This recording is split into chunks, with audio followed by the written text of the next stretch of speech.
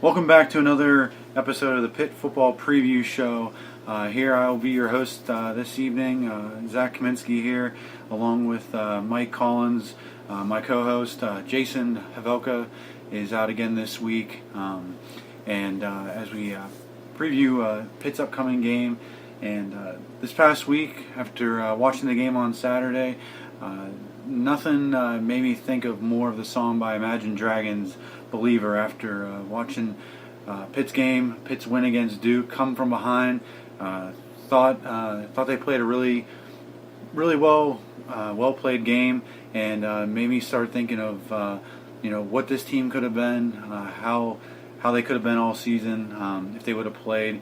Didn't play a complete game this past Saturday against Duke, but the comeback factor definitely made me think of the what ifs for this season. But before we get on to the review of last game, just wanted to talk briefly and thank our sponsor again here at the Arsenal Cider House in Finleyville. They got on tap currently the Pickett Bone Dry, the Fighting Ellick, Archibald's Dew, Riesling, Ramrod, Rhubarb, Heron's Honey Chris, and Murray's Mead. Again, if you have not been out to any of the Arsenal Cider House locations, definitely got to get out here as soon as possible. Good time, great drinks, great way to spend an evening with family and friends. Again, we thank them for all their support throughout the Pitt football season and their support with the show. And as we get on here, I'd like to talk a little bit about what Pitt did well, what they didn't do so well against Duke. Even though they squeaked out the come-from-behind victory over the Blue Devils last Saturday, and we'll start previewing the Virginia Cavaliers as they head to Heinz Field this Saturday. For a 12:30 kickoff at Heinz Field. So, Mike, welcome again. Great to have you for another episode of the Pitt Football Preview Show. Hey, thanks for having me. Had a great time last week filling in for Jason.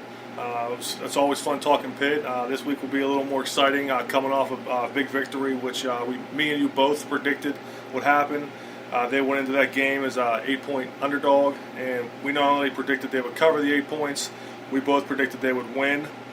Me personally, I didn't think they would win in the fashion in which they did.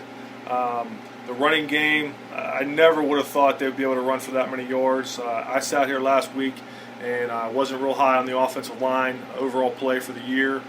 They proved me wrong. They opened up holes that not me personally, but a slow running back could run through. Those 3 touchdown runs, they were huge. He was untouched in all 3 of those runs.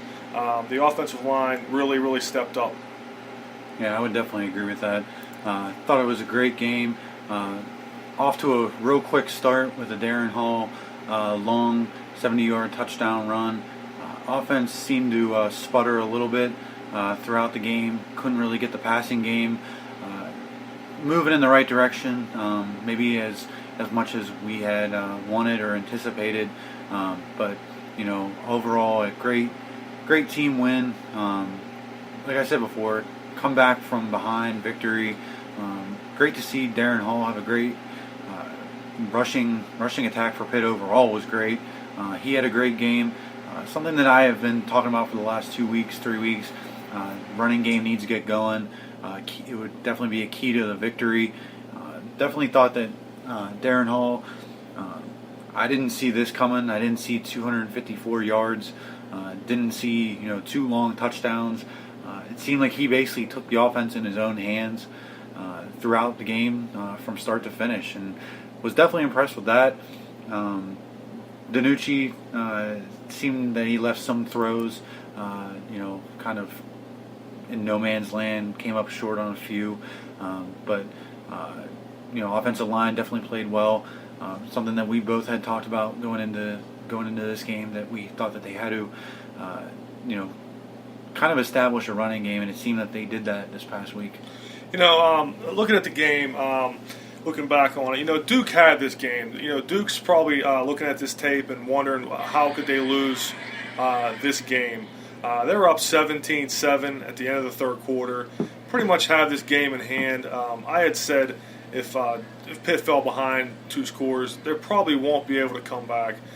They had Pitt backed up at the 21-yard line at the end of the third quarter, and then the game changed. Hall breaks open, like I said, pretty much untouched for a 79-yard touchdown run. That changed the game. That changed the whole complexion of the game. Like I said, prior to that, Duke really was in control of the game. They couldn't get the passing game going. That's pretty much an every week topic. DiNucci was 8 for 18 for 149. Only hit 8 completions. His favorite target, as always, was Lopes. He had 4 catches, 54. Jester Wea, huge play there. He basically stole an interception away. He ended up with 2 catches for 74 yards. That long play down the middle, it was definitely the defender was in position, had both hands on the ball, and Wea, to his credit, really just wrestled that ball to the point where it was dual possession and it was awarded to Pitt. French also had 1 catch and Hall for 1. So that leads me to who didn't produce on offense. The tight ends, no catches. Aaron Matthews, no catches. Quadri Henderson, your starting other wide receiver, with no catches. So the passing game is definitely still a concern of mine. But if you can run the ball like they did, you can definitely put yourself in a position to win the game.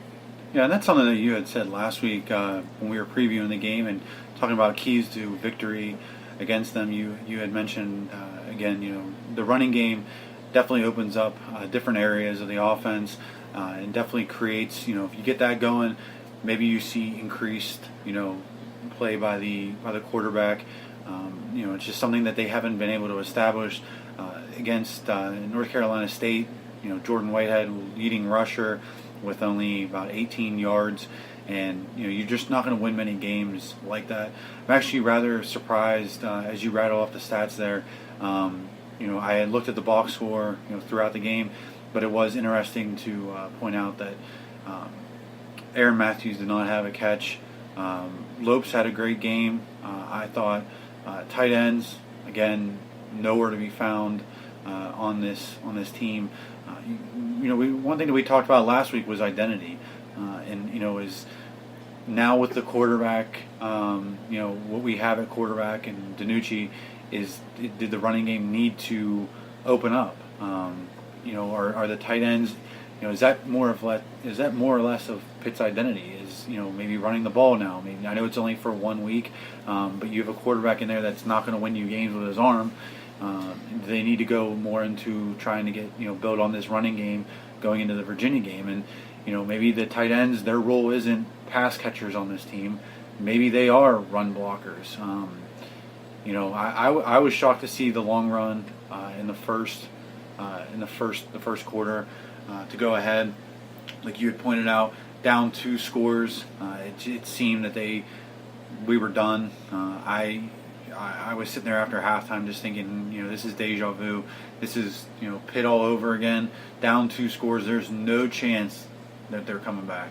Yeah, but they kept with the run. I mean, they have to do that. The offensive line kept battling, kept the team in the game, even with the struggling with the passing. I'm just surprised that Duke, knowing that Pitt's limitations in the passing game, would allow those big gaping holes. It wasn't like they didn't expect the run to continue. If I'm a D coordinator facing Pitt, I'm forcing DiNucci to beat me. I don't have confidence that he could, and the only way Pitt could win is in the running game. And somehow those big huge holes in the middle just opened up. I'm surprised that Duke was not playing a defense where they would prevent the run, knowing Pitt not being able to throw the ball. Yeah, I'm surprised that the lanes had opened up as much as they did. It seemed like they were, they could run on Will with them. 254 yards by a running back who hasn't done much of anything all year, and he has. He has a game like that. I don't remember exactly. I'm trying to pull up here.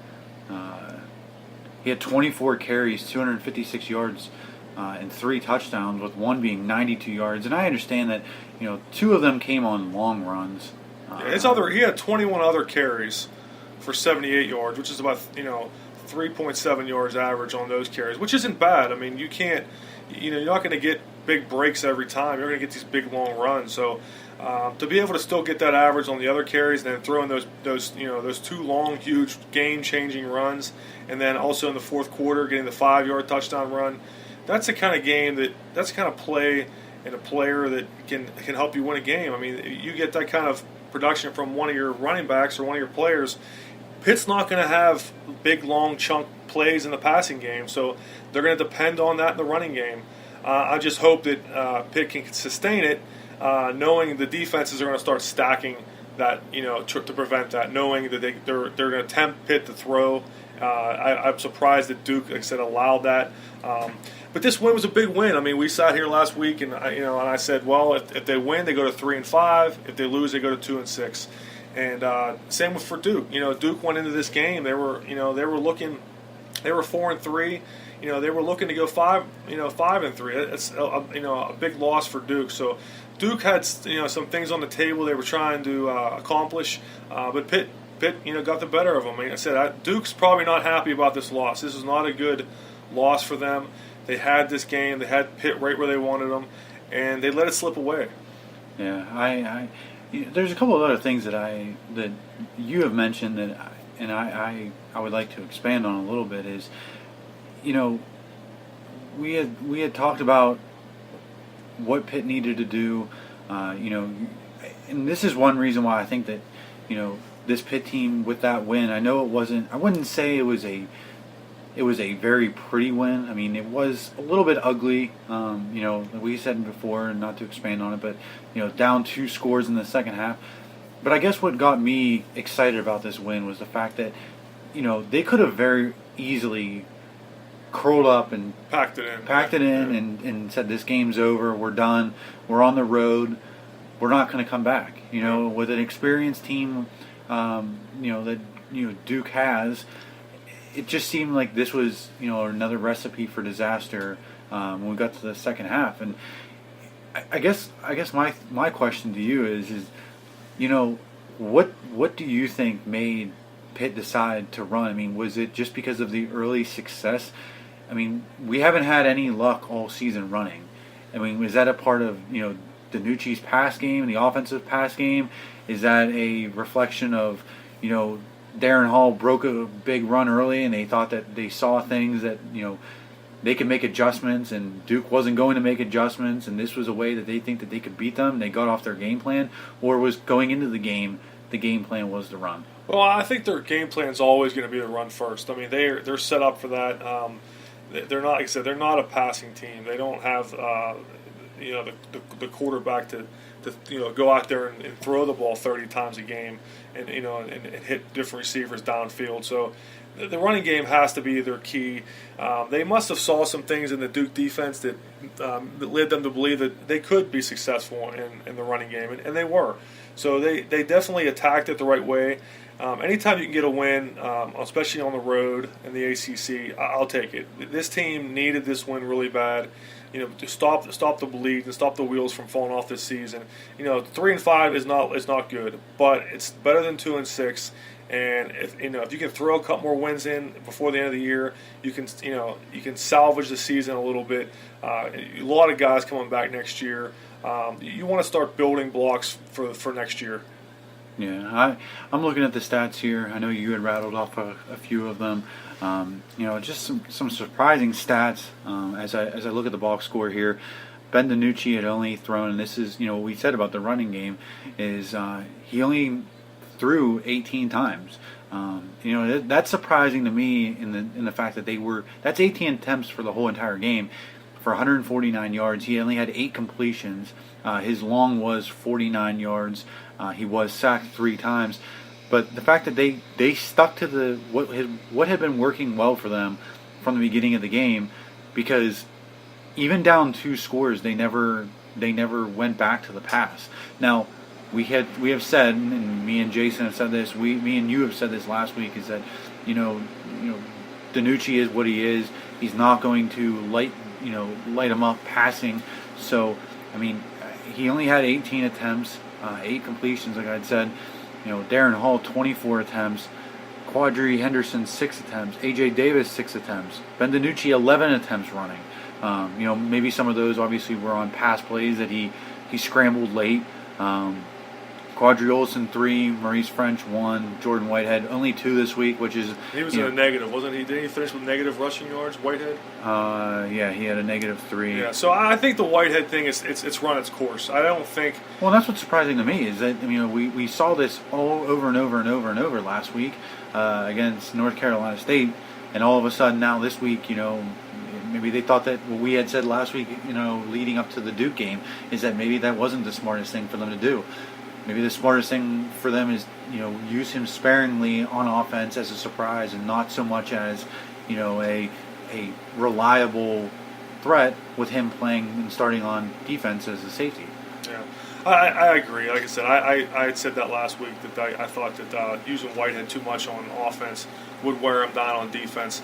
And at the end of the game, he made the play. I mean, at the end of the game, Duke's down by a touchdown. They're in Pitt territory. They're driving at the end of the game. And fortunately, Whitehead has an interception to seal the victory. Pitt also had that blocked field goal at the end of the half. That took 3 points off the board, which ended up helping. But Whitehead did make that play at the end of the game. There might have been a questionable non-call on the pass interference. Their receiver wasn't real happy there at the end of the game, but fortunately enough, the call wasn't made, and Pitt walks away with the victory. Yeah, and again, I think Lopes has been a great surprise for this Pitt team. I still think that he's been, the offensive MVP to this point. He's not putting up godly stats, but he's just been the most consistent. He's very consistent receiver at that position. He just week in, week out. I mean, I'm looking at his stats for this past game. He only had 4 catches for 54 yards, no touchdowns, a long of 28, but.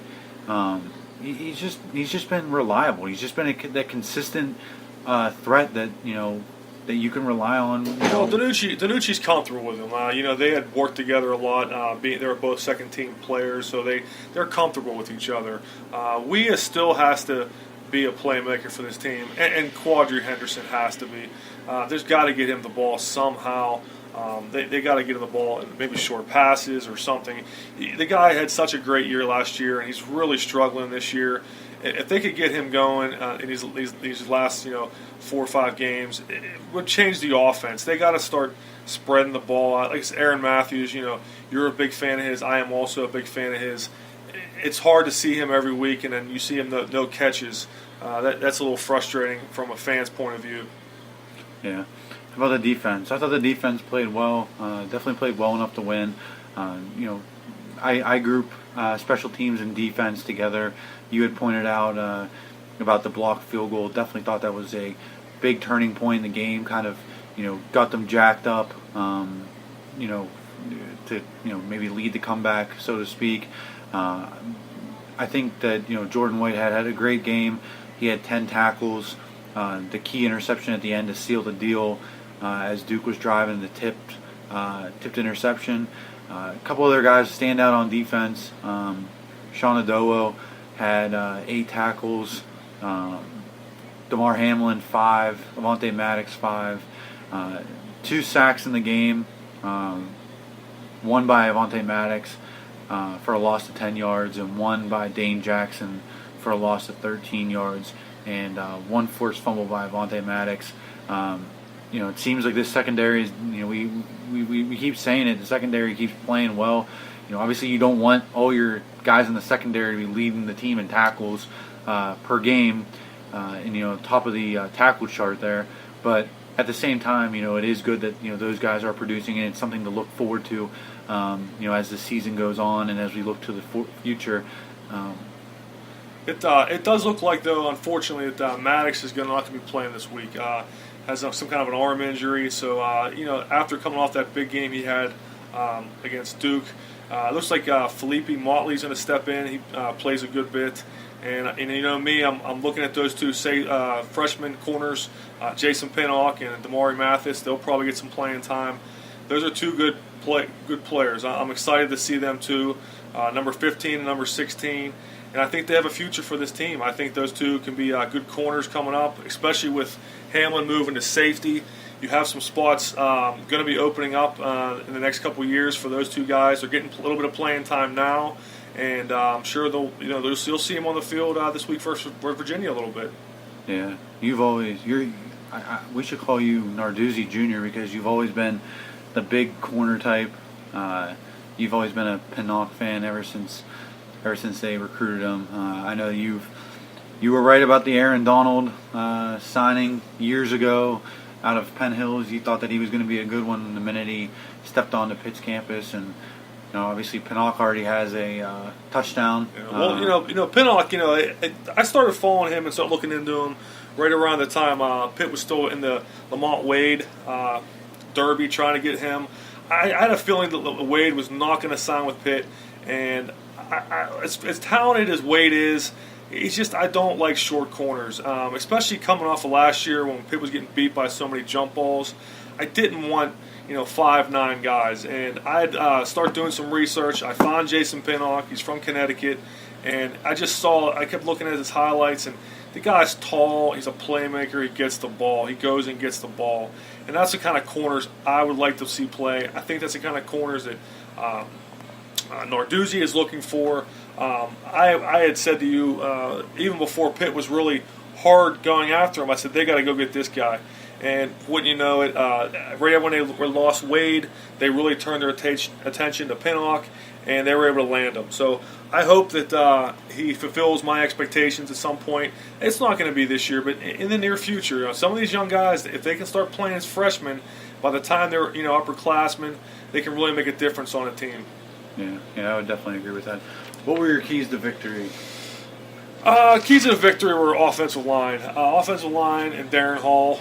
Those were the two biggest factors for me on offense. Defense, I've always believed in this defense. I think the defense is always going to keep you in, but the offense has to get some plays, has to get some points. And, they were able to get just enough points. The long runs, obviously, changed the game. I mean, without those long touchdown runs, Pitt sitting here at 2-6, and we're wallowing and talking about the same old Pitt, and they can't get it done. But they got to win. This is a big win. They got to start winning these games against like teams in the conference. Yeah, I would definitely agree with that. I think that they need to start winning these games. I was rather not so much a key to the victory that I look at it, but I definitely think that Duke did not really have a good game plan. It seemed at halftime I had wondered what their plan was. It didn't seem like they ever got into a flow of the game. It seemed like they were just kind of out of sorts. You have a quarterback who's been around. I seem to think that he's very able to. He's a great passer. He looks like he's a really really good quarterback. I just think that they never got in sync. They never got anything flowing. That just, to me, I think that our defense was able to take that, definitely take their offense away from them, shut them down a little bit. But obviously the defense did enough to win. Duke didn't do enough on offense to win the game, and that's what I think. My MVP of the game was Darren Hall. Thought he had a great game. He was clearly Pitt's best player on the field on this past Saturday. Narduzzi has said that he will start Saturday against Virginia. I was pleasantly surprised to see the line, like we have mentioned. That was my surprise. And if I had to pick a player that I was kind of down on, and not to beat a dead horse, but I thought that DiNucci, it just seemed, if I were a coach at halftime, I think I may have called Pickett off the bench. Just seemed like DiNucci did not have it. Short arming throws, missing open receivers. There was a point where I thought that Weah and DiNucci weren't on the same page, seeing that they had some words with each other, but that kind of goes with the territory. But overall, a great team win, definitely a great road win, and hopefully this is something that they can build on for the next 4 games here and as we still strive to get at least 3 more victories to get bowl eligible. Yeah, I agree with all that. DiNucci, we had talked about him extensively, and but once the team wins, it's very difficult to change the quarterback. I had thought too at the third quarter. I think he had one more series. I think that was the last series. If they wouldn't have scored there, I could have easily seen them going to the backup. Kenny Pickett. Pickett has more downfield throws. When you start counting possessions, how many possessions are left in the game? Can we score quick enough? Can we get the ball back? DiNucci, his drives tend to be a little longer. They're not going to have many big plays, but fortunately enough, Darren Hall was able to provide them in the running game. We didn't need the big plays in the passing game. There was that one, like I said, that one long pass to Weah, who basically, I give the guy a lot of credit. He basically stole that interception off the defensive back. I think that was one of my keys to the game. Anytime a player does that, everybody gets excited. They're happy. It gives the quarterback a little confidence. Moving forward, DiNucci's going to be the starter. So the team has to start rallying around him. Hopefully this win builds him confidence. He starts throwing with confidence instead of maybe waiting for the receiver to break open. He throws it before the break and starts hitting some of these guys in stride and getting on the same page. He's on the same page with Lopes, but doesn't seem to be on the same page with the other receivers. Weah seems like he's fighting to get some attention, fighting to get some continuity with DiNucci. Matthews and Henderson just don't seem to. He's not catching their eye. He's not looking towards them much for them. If you get those receivers going, this isn't a star-laden receiver group, but there's enough talent there that if you spread the ball around and you can get the running game going, the offense can start putting up some points. Yeah, one key point that you just mentioned, and I just thought of, and I'd like to expand on a little bit, is the fact that you've talked twice about that play that we have made where we made the catch, fought for the ball, came down with it. When you see a play like that, I know it may have gone for long yardage, but when you see a play like that, I kind of feel like it's one of those moments that it could be a turning point in the game, because it says a lot about the player, it says a lot about the team, and it says a lot about how that game is going to unfold. If we see where he gives a lackadaisical effort and it doesn't seem like he shows any interest, and he just kind of all right, well, I don't need to go up and I don't need to fight for this. The defender will knock it down. Well, it kind of makes your teammates just think, well, you're not into it. You're not in this to win it. And when he comes down with that, it makes it seem like every guy on the bench is excited about it. Every guy saying, hey, I want to make that next play. I want to contribute in that way. And not only just that, but the fact that he's a senior, and I feel like we've talked, and maybe off our show, saying that we've been to games, and as the team's coming out, we see the guys that have the C on their chest now, and that are the senior captains or captains in general. We mentioned about Max Brown. He's out. He's a captain. Dennis Briggs, he was a starter. He's kind of, he's still getting some playing time in there, but he's not as, not as visible as a, you would think of a captain. So that's another guy that's on the field. So you're basically left with Avonte Maddox, who is now hurt, and now basically Weah is your captain. And when you see it come from your captain, whether you're a younger guy and you're not playing, or you're a younger underclassman and you are playing, it's like, well, wait, when you see it just magnifies it. When you see a senior captain making a play like that, that travels throughout the entire team. Yeah, and the thing is, you watch football at every level, and you'll see a throw go out to a receiver, and the defensive back is in a better position than the receiver, and a lot of times the receiver basically peels off or just tries to make a half-hearted tackle after the interception.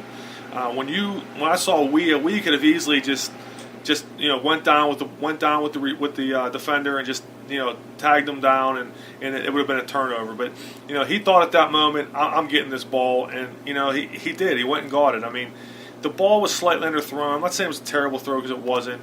We had about a half step. The defender was in pretty good position. And we had to turn back a little bit. And, the defensive back had two hands on the ball, and he went and got it. I mean, that gives confidence to DiNucci next time where maybe he's not totally open, and he's going to say, you know what, we bailed me out at that time. I'm going to give him a chance to make a play. You got to start letting these receivers make plays, and when you make a play like that, it gives DiNucci more confidence in him that, hey, you know what, he's not wide open. I'm still going to give him a chance to make a play. Yeah, I just think that was a really turning point. If there had to be one in this game, I definitely think that was a turning point. And as I said, I just think that a lot of guys go by the saying of big time players make big time plays, and maybe that was a he hasn't had any marquee moments this season. Not as many as he did last year, breaking away for all those long touchdown catches. But maybe this will catapult him somewhere. Obviously I just think it was a great play. Definitely, I think turned the game around and kind of led to the comeback. There was one other thing that you wanted to expand on, and we talked off the show briefly, and I kind of think we want to give our listeners a little bit of an insight of why this Pitt victory was so important, not just to get to 3-5 on the year, but also the fact that this was a win against a team that they had to beat. They're not an upper echelon team in the ACC. They are. I don't think that they're a bottom feeder either by any means. I think there's other teams in the conference that take that role. So they are middle of the pack, and it is what it is. It always goes back to you got to start stacking years at a time. You have to go 8-4, 8-4, then once in a while get in a 9-3 or a 10-2. And if you continually do that, the only way to continually do that is beat the teams that are in the same position as you. Teams like North Carolina, Georgia Tech, Syracuse, Duke. They're all kind of in the middle of the pack in the ACC.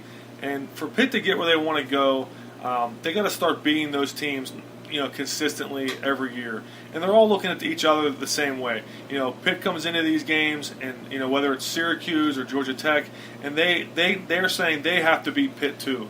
So one of these teams eventually, you think it's going to shuffle out, and one of these teams might be able to jump up to the top four. You always seems like Clemson's always going to be up there, Florida State, Miami, and Virginia Tech. Those are your top cream of the crop teams. Louisville also. Louisville, is up there too. But those are the teams that seem like they're consistently the tops of the conference. And how they get there is they beat the teams that they're supposed to beat. And last year, Pitt was able to get a lot of those wins. That's how they got to 8-4. This year, not so much. The losses that Pitt's had this year, the Georgia Tech loss and the Syracuse loss, are the ones that I look at personally and think those are wins they have to get. Those are teams that are in the similar talent-wise what Pitt has. They beat those two teams last year. They weren't able to get the wins this year. Pitt's had a tough year. They lose their starting quarterback. They've had suspensions. One guy that we've not talked about on the show is, and it was a huge part of their, they had a lot of diverse offense last year. And one of the guys they don't have this year is George Aston. I mean, the guy is such a powerful blocker, a great team player. Was great on those, misdirections or shovel passes. That's a big loss for this team. They've lost so much with injuries and suspensions, and it's been a tough year. So Pitt's trying to salvage the season, trying to get it. This win was a step in the right direction. When you start off 2-5, you got to start stacking a couple wins together to try to get back to 500. Yeah, you said last week that I'm the most optimistic, Pitt fan there is, Pittsburgh fan there is, and I guess my optimism comes from the fact that I obviously want them to do well, but I also see the competition. when I look at the Pitt football team, like you said, they need to start beating on a consistent basis teams that they are clearly what we think of as better, but they can be better. I know that there's been some teams in this conference that have had great seasons, but it's like a one-off. Look at Louisville, for example. They went from the Big East. They came, over to the ACC, and I don't see any reason why, they're near the top. They have a great quarterback, but why can't Pitt do that? Last year they were ranked in the top 5. They were ranked in the top 10 consistently. Now, they're kind of down this year. They have a winning record, but they are kind of down. But, you do have Clemson, you do have Florida State, you do have Virginia Tech, you do have Miami. And those are going to be the cream of the crop of the ACC always. They're bigger names, they're bigger programs, they have more tradition, they have more history. But when you talk about Pitt, they need to start establishing themselves and figure out and beat these other teams consistently, like the Dukes, the Boston College when they do play them, North Carolina, Virginia, Georgia Tech. I don't see any reason why Pitt, and with the recruiting classes that they are getting, the players that they are getting, and also the coach that they have, I don't see why they aren't able to establish some sort of footing like that. I mean, someone could say, well, North Carolina, they've been really well. Well, they're having a bad year this year, and maybe that's just, they lost a quarterback too that's now in the NFL for the Bears, and they might bounce back next year. We don't know, but I just think that they need to start establishing themselves. They need to be able to beat these teams, and not always one-score games and toss-up games, but put your foot down. I'd like to see them beat a Georgia Tech by 2 touchdowns. They beat Duke last year 56-14. This year, they had to have a comeback.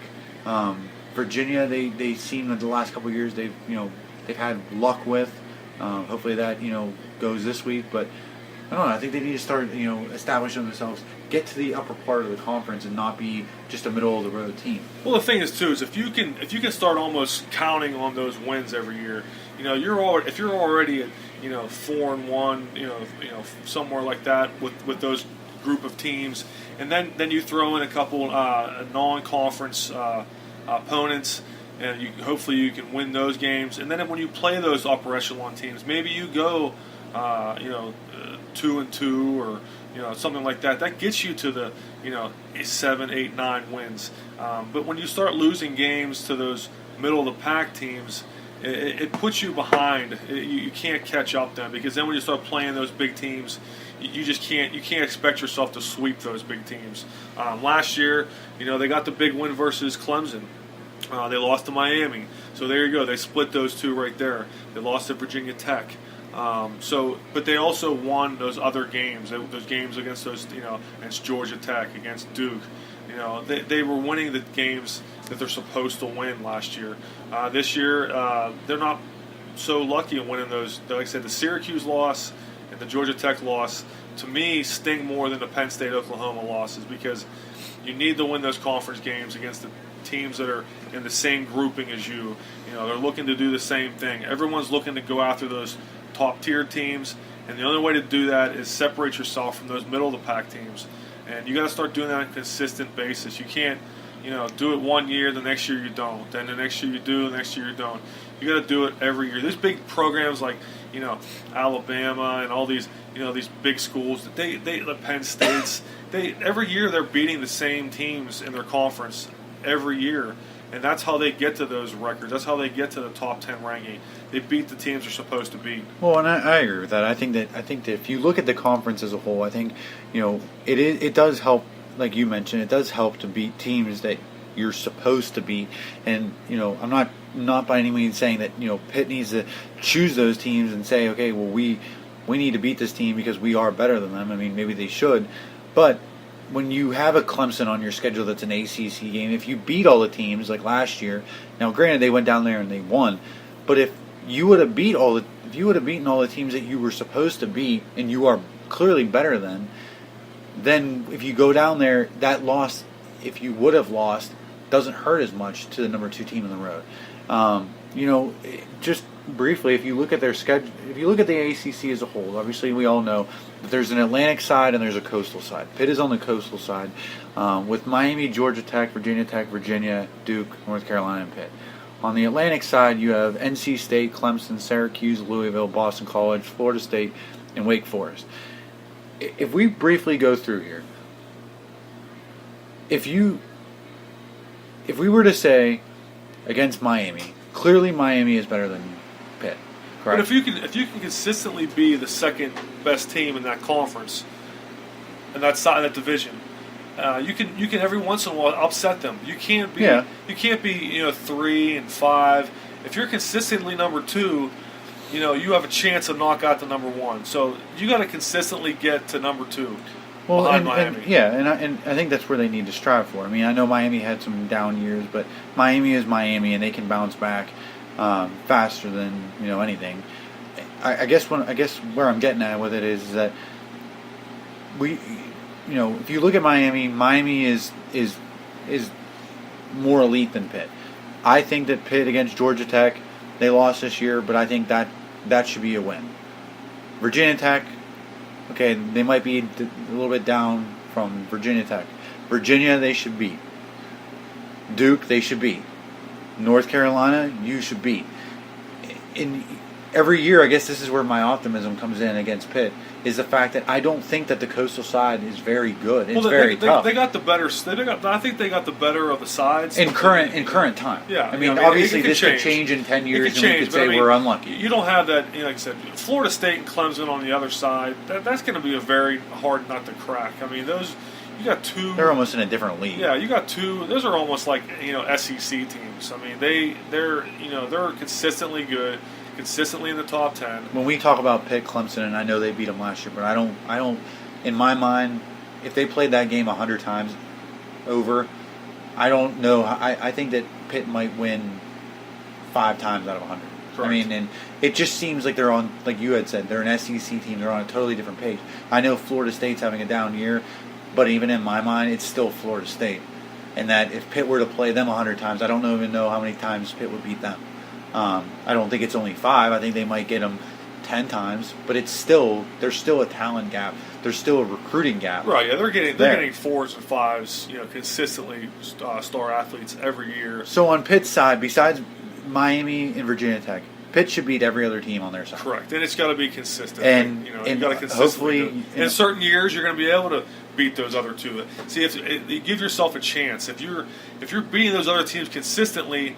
Every so many years, when you have the right quarterback and everything's right in place, you can knock out those 2 top teams, and then you could become the top team. Right. So you got to consistently. And you're hoping for an upset of one of those teams. And then if you do get the upset, you want to make sure it's worth it. It's worth it because you beat the other teams. If you have an upset against Miami or Virginia Tech, and then you go and you're losing to Georgia Tech or North Carolina, you're ruining the upset. You're not getting the value of it because you can't catapult yourself with that win into a high ranking. Right, I agree with that. And even if you briefly look at the other side, I think that NC State's having a great year, but I still... They're not consistently good. No, and I still think that maybe that's a toss-up with Pitt. I mean, they're on the same level. I haven't seen enough of them. Clemson's clearly the better team. Syracuse, Pitt has had a lot of luck recently against them. Lost this year, obviously, but I still think they're not what they used to be. No, and I still think that Pitt's better than Syracuse.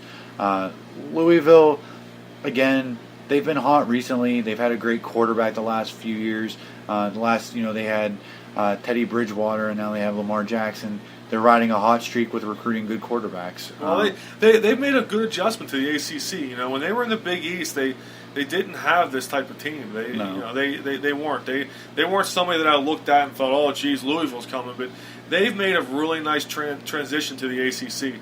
Yeah, and Boston College, I clearly think Pitt's better than Boston College. Boston College has been down ever since the Brian St. Pierre days at Boston College. Maybe Matt Ryan. They just have not been very good. They've been the opposite of Louisville since they've switched to the ACC. Yeah, they haven't had They've much been luck. a bottom tier team. Yeah, Florida State, they're clearly better than they're having a bad year, but their quarterback is out for the year, and I still think it's Florida State They're more elite than Pitt, and then you have Wake Forest, and I think that Pitt is a much better football program than Wake Forest, and just based on looking at it real quick, there's 14-team league, and I would say that Pitt is maybe anywhere between 5-7, 5-8 on that scale of where they belong in the league. Obviously, like I said, they got to get consistently up to 5. You get up consistently up to 5, you give yourself a chance.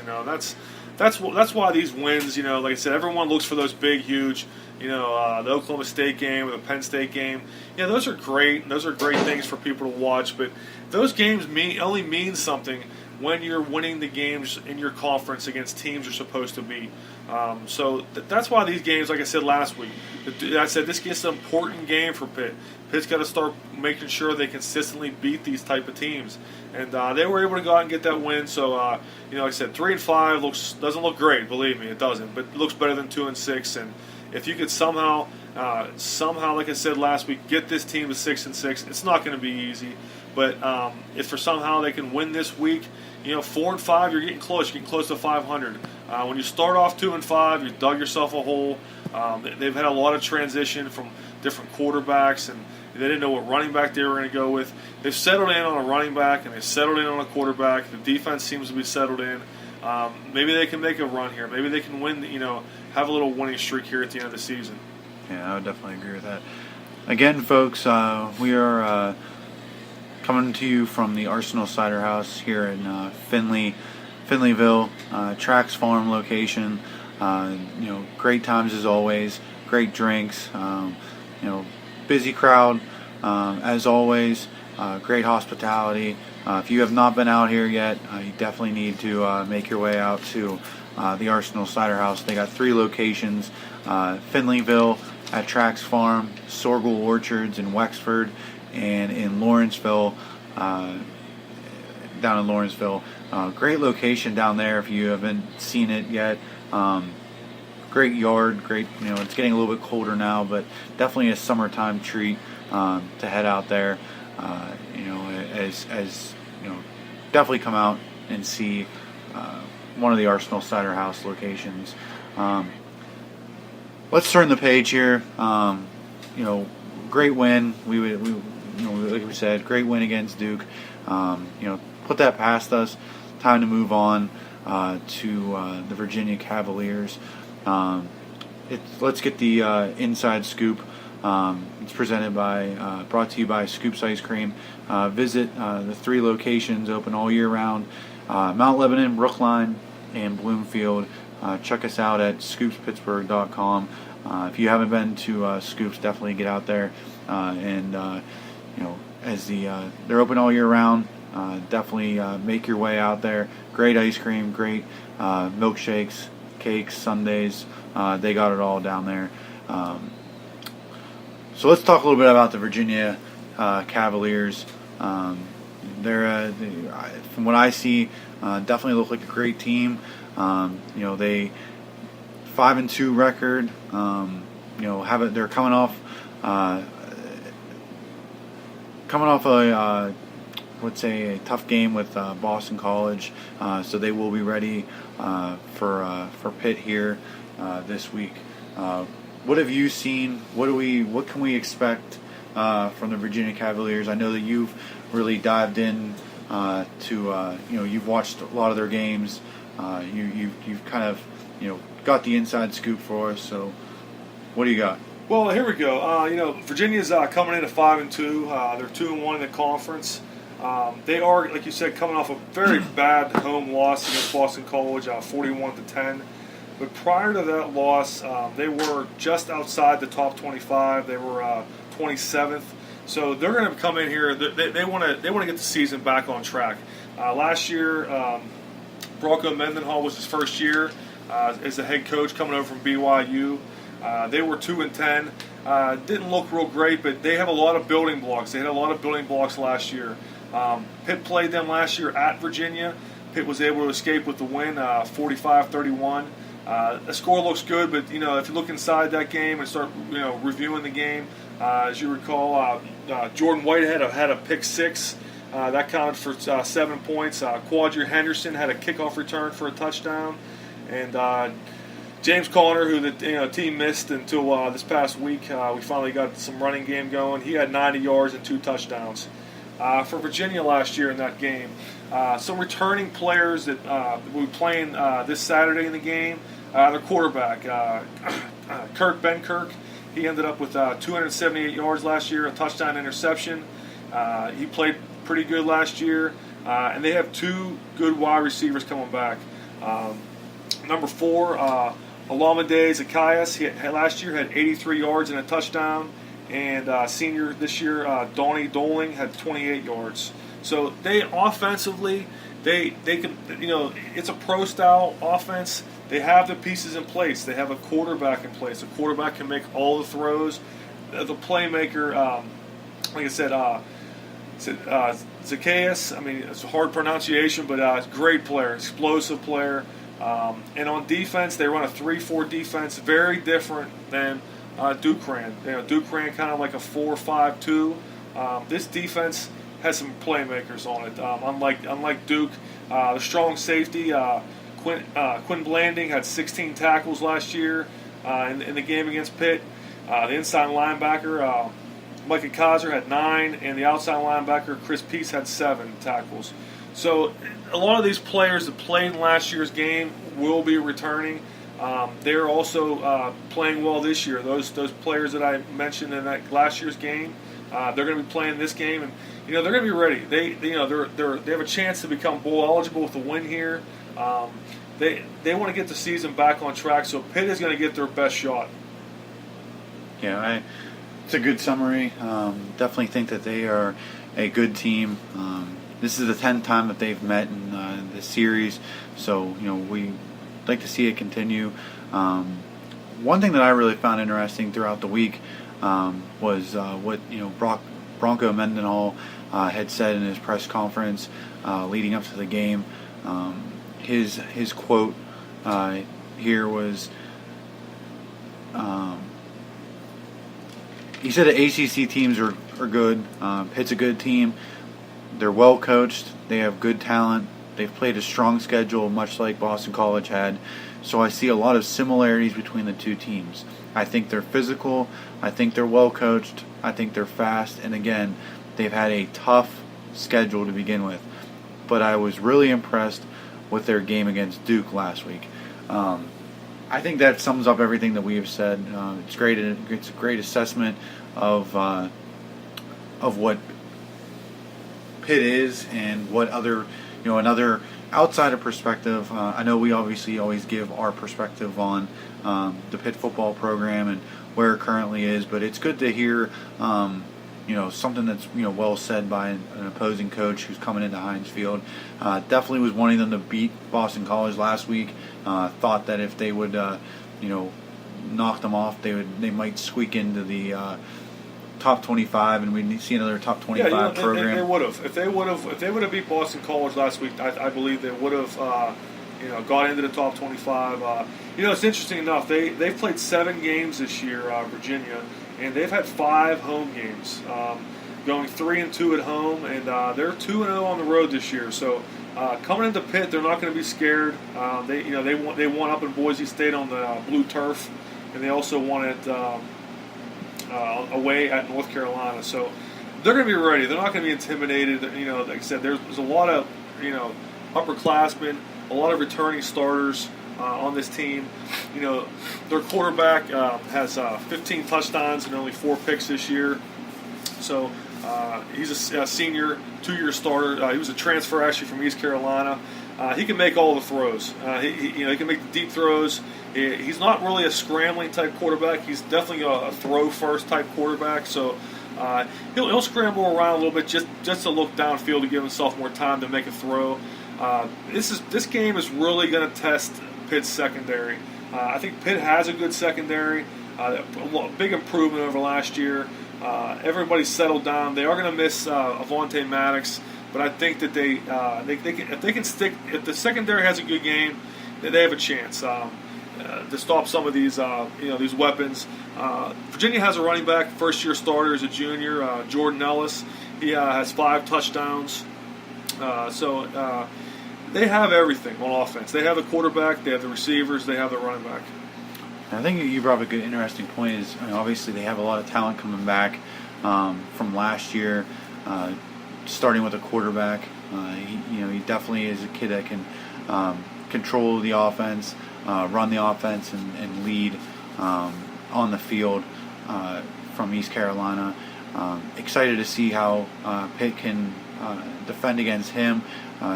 Great running backs, great receivers, like you had pointed out when you were previewing the team. Pitt and Virginia meet annually. Pitt is 3-1 against the Cavaliers in ACC play. I was actually years and years ago. My first ever college bowl game I'd ever been to was actually down in Charlotte, the Continental Tire Bowl. Pitt versus Virginia. Pitt was part of the Big East. Virginia was part of the ACC at the time. Pitt had a fellow named Larry Fitzgerald as a receiver, and Virginia had a tight end named Heath Miller and a quarterback named Matt Schaub.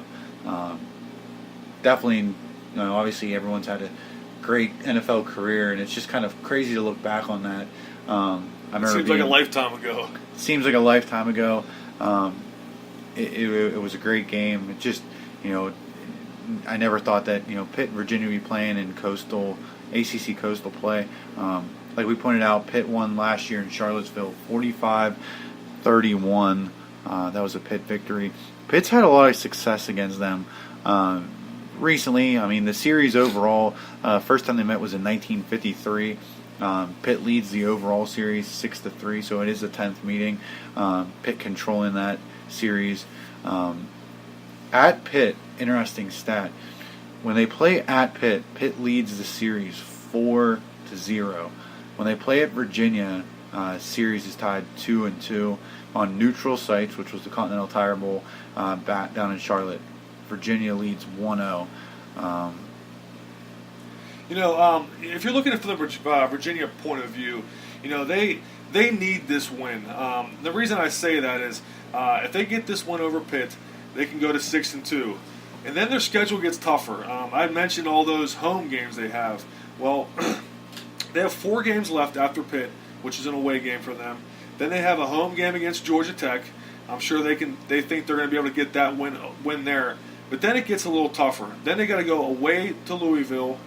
Then they have to go away to Miami. They have back-to-back away games, and then they finish the season at Virginia Tech. So that's kind of they need this win to start, because they know they're going to get some. They're probably going to get some losses there. You got 3 good teams, 3 of the last 4, 2 being away, back-to-back weeks. So they're looking at this Pitt game, and they need this win.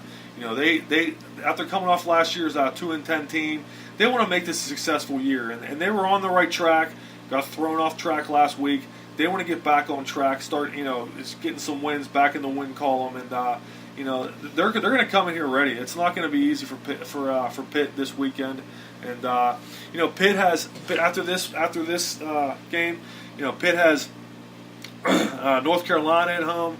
They have then away at Virginia Tech, and then the home game the day after Thanksgiving. So Pitt has some tough games also left on their schedule. Yeah, and as you pointed out, Virginia is 5-2, like we've mentioned. They were on the verge of being in the top 25.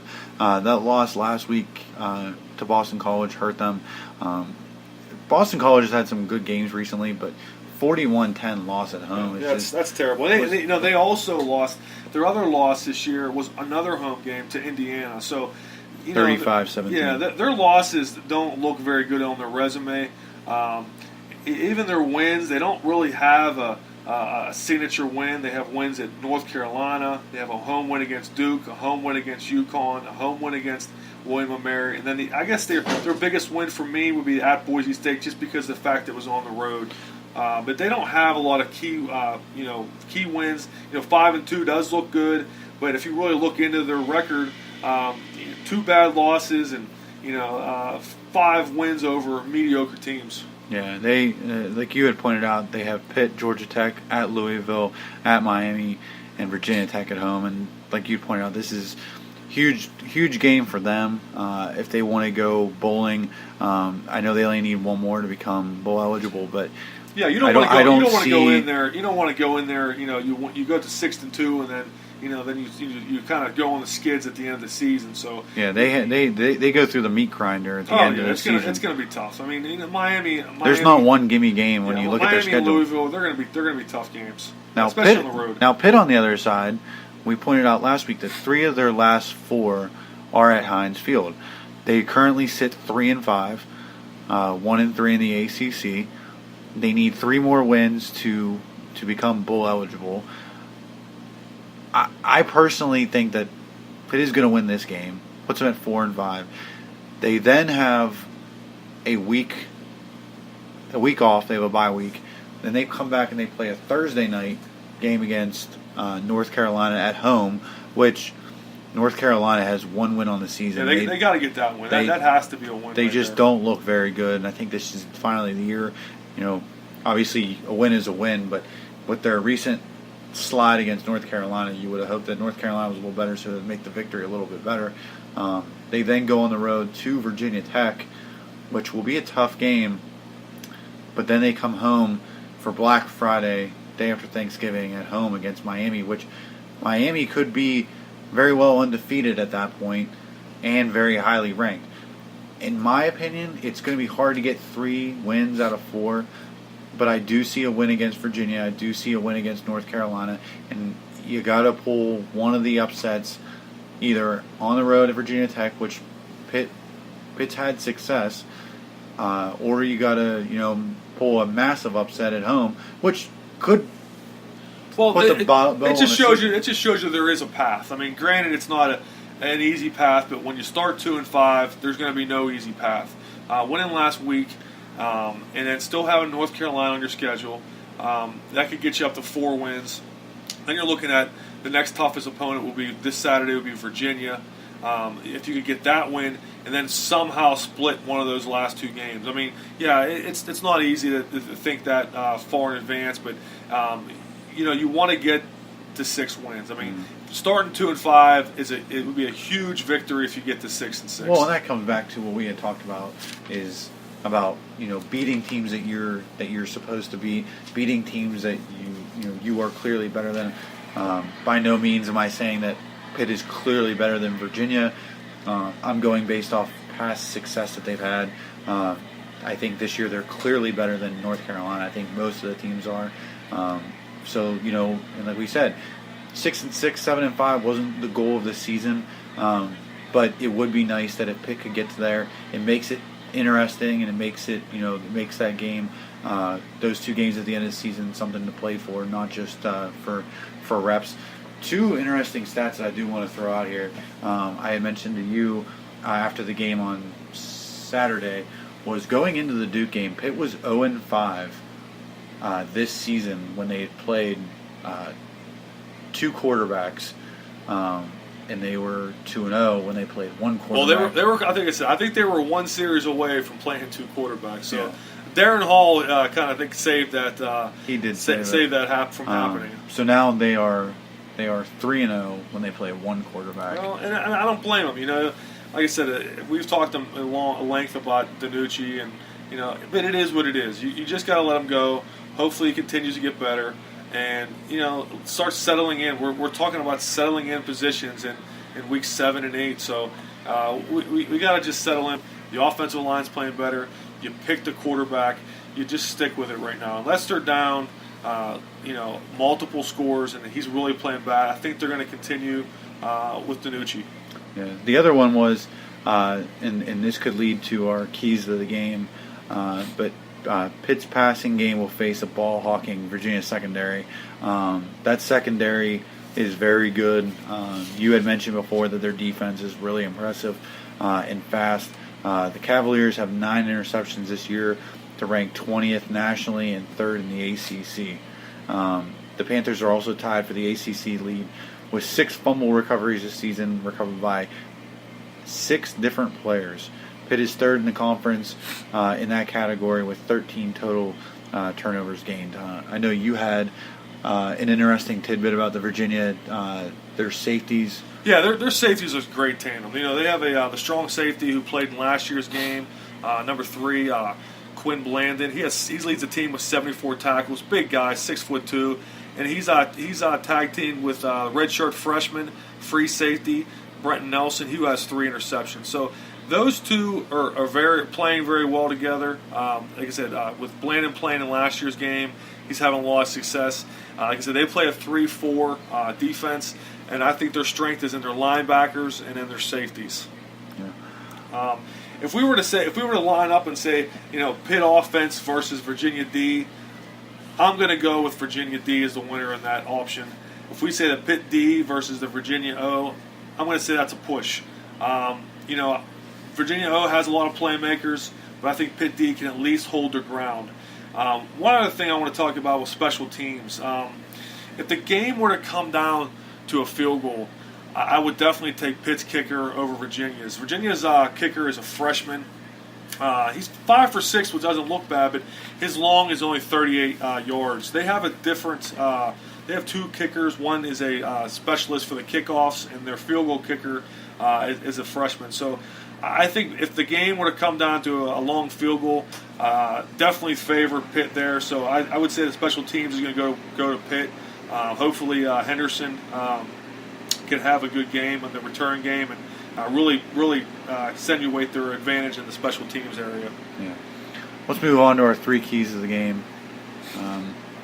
What I have for the keys of the game for Pitt is they need to continue with the offensive line play in the running game.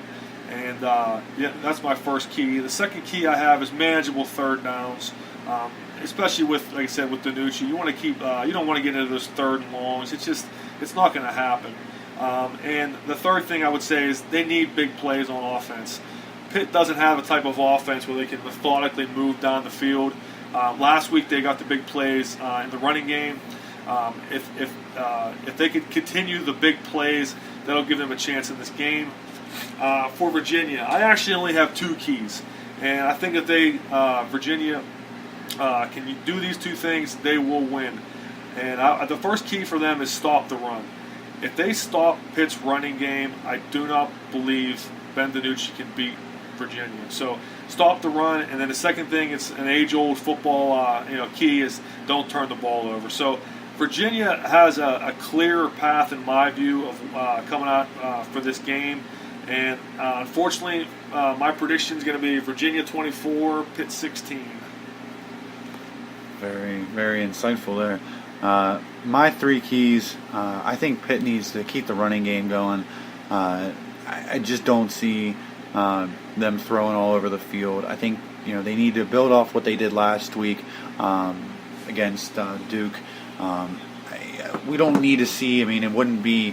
I wouldn't turn it away and I wouldn't turn it down, but I don't think that Darren Hall needs to have almost a 300-yard day.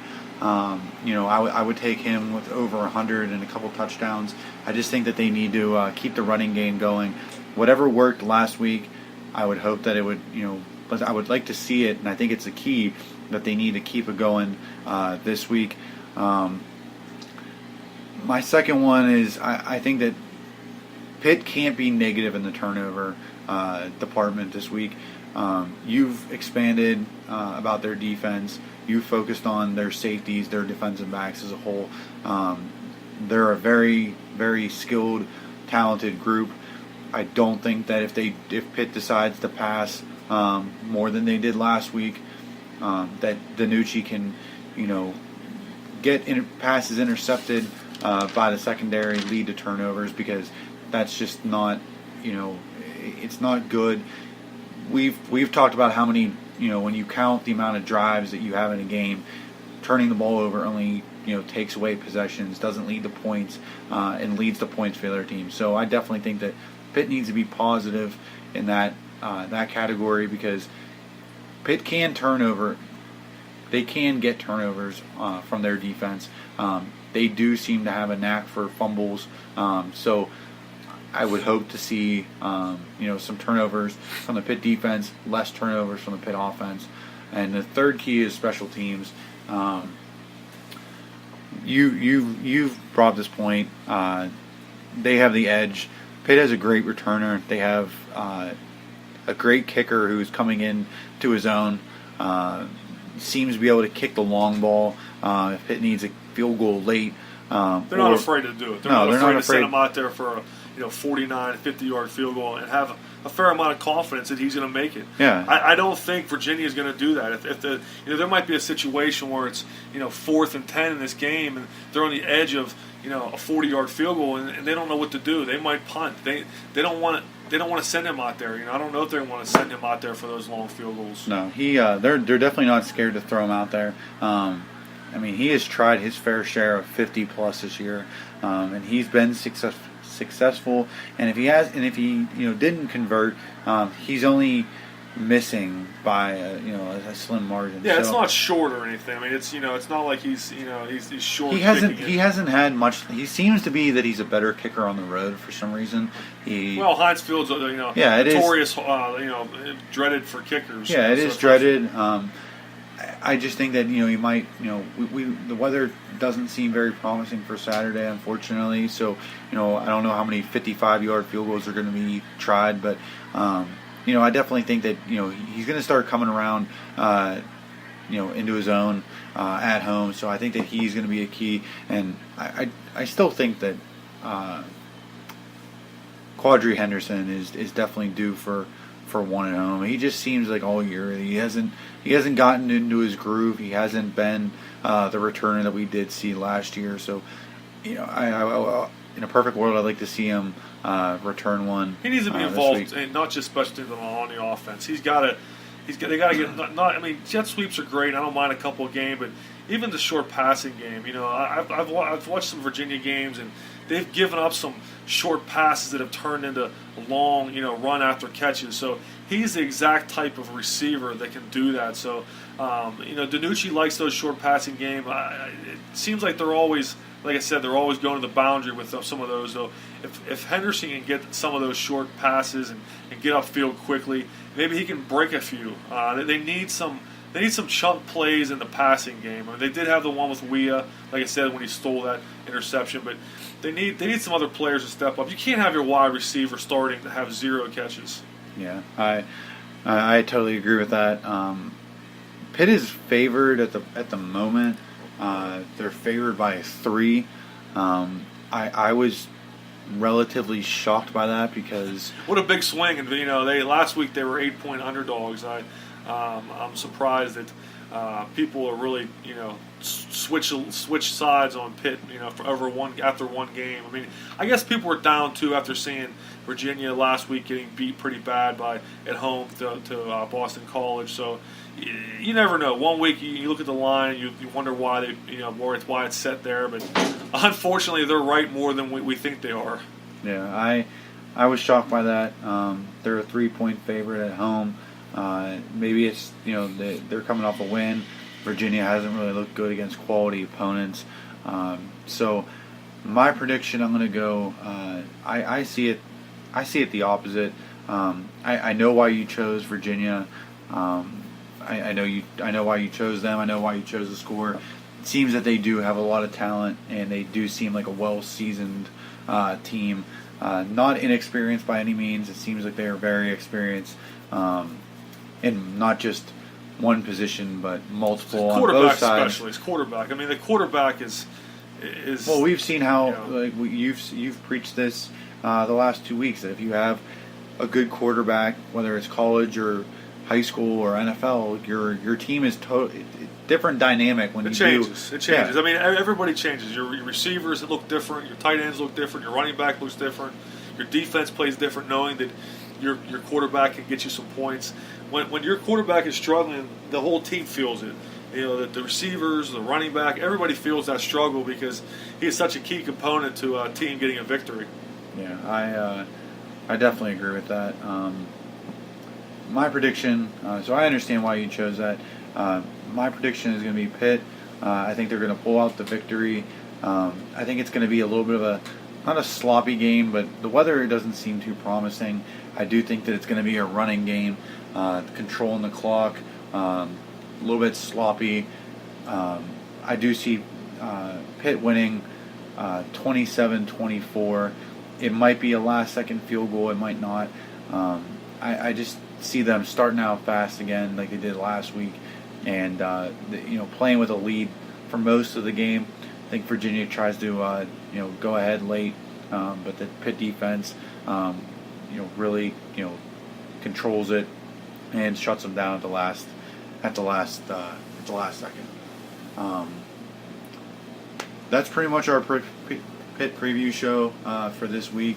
We hope you enjoyed listening as always. We hope we can get Jason back here next week to start dialing into North Carolina. We obviously like having Mike here as always. He's done a great job in the last 2 weeks, and maybe we have to keep having you as a guest as the weeks go on here. It's been fun this week, last week having you here.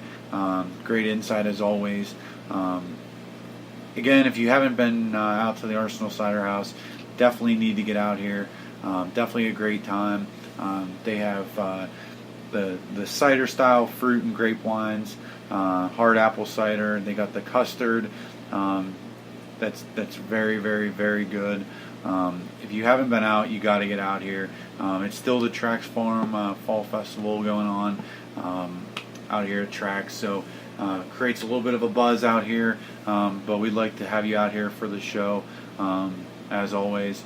Again, they got on tap currently the Pickett Bone Dry, the Fighting Elk, the Archibald Ado, the Riesling, the Ramrod Rhubarb, the Heron's Honey Crisp, and the Murray's Mead.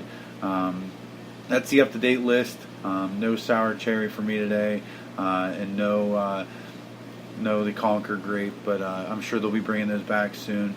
I did try out at the Wexford Sorghum Orchards location. I did try the pumpkin, and I did like that. Jason had it in the custard a few weeks back, but I finally got it in a glass. Not the custard, but I did have it in the glass. So, Mike, we keep saying we gotta get you guys out here.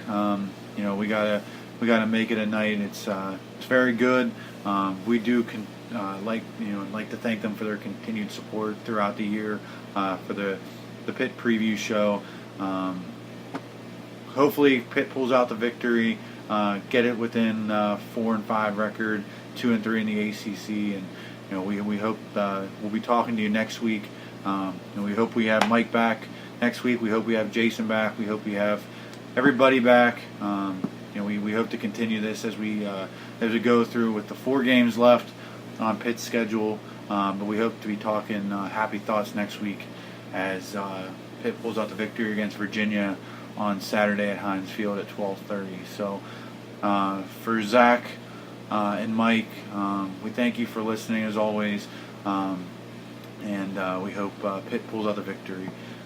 Thanks for listening, and hail to Pitt.